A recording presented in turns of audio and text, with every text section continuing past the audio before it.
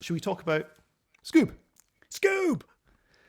Scoob! Although for me it was more like Scoob. So it's the new Scooby-Doo animation. They could have used that. They could have used because that was a little bit like, was there a ghost? Got away with it if it wasn't for this pesky film. Yeah. It's one of 3 big animated films, which is the release of which has been disrupted by lockdown. You had Pixar's Soul, which has just been bumped to November for theatrical release, hopefully. Trolls World Tour, which jumped straight to streaming. And the question with Scoob was, which way are Warner Brothers Animation going to go with this? They have decided to go straight to streaming. I have to say, when I watched Trolls World Tour, however many months ago it was, there were many moments during that film which I have an enormous soft spot for, that I thought, do you know what? I wish I was watching this in the cinema with my children. During Scoob? No.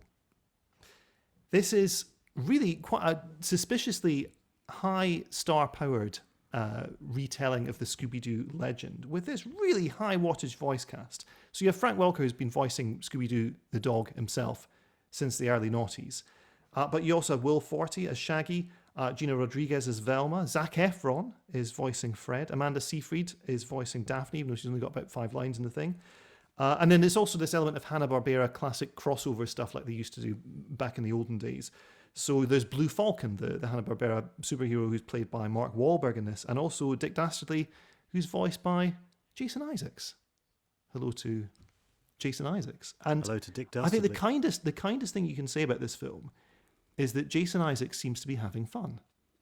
And that's great because, he's given a role like Dick Dastardly. Of course, you're going to run with it.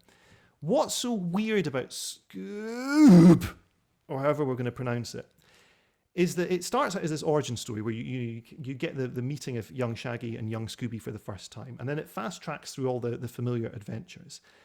And then it basically becomes a superhero movie where you have Dick Dastardly's recast as this Gru-like villain from Despicable Me, surrounded by minions-like robots. And I mean, the creative debt is so pronounced that my 7-year-old, as we were watching it, said, look, it's just like Minions. This is word for word. Look, it's just like Minions.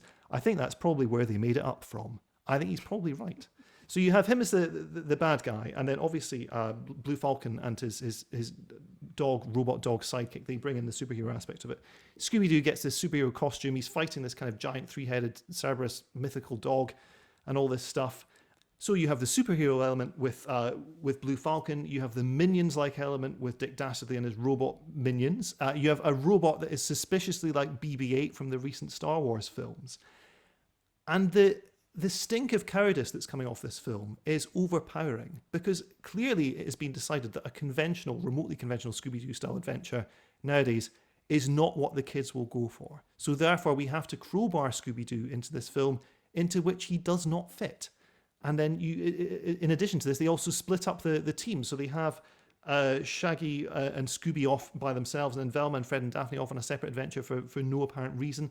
You have jokes about Netflix, IKEA, Tinder at one point, millennials, cardio. I mean, does any of this play well to 5? Now, I'm just going to add two more sure, jump in, on your list, which was Gerard Depardieu, because the little kids are going to love that.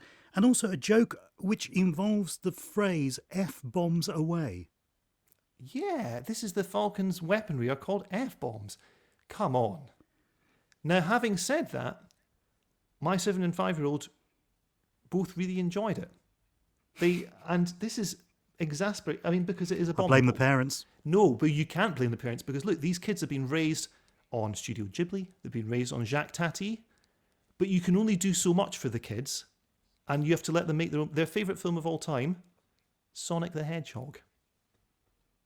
What can you do? You have to let them make their own mistakes. They'll find, like Ben Affleck, they'll find the true path later in life. So, maybe Scoob works as a babysitting, purely as babysitting material. And parents may well be very grateful for that. It is an ordeal and a half, though. For anyone over the age of, I'm going to say with hope in my heart, 8, it's not fun. It's, There's a Simon Cowell cameo as well. What on earth is the purpose of that?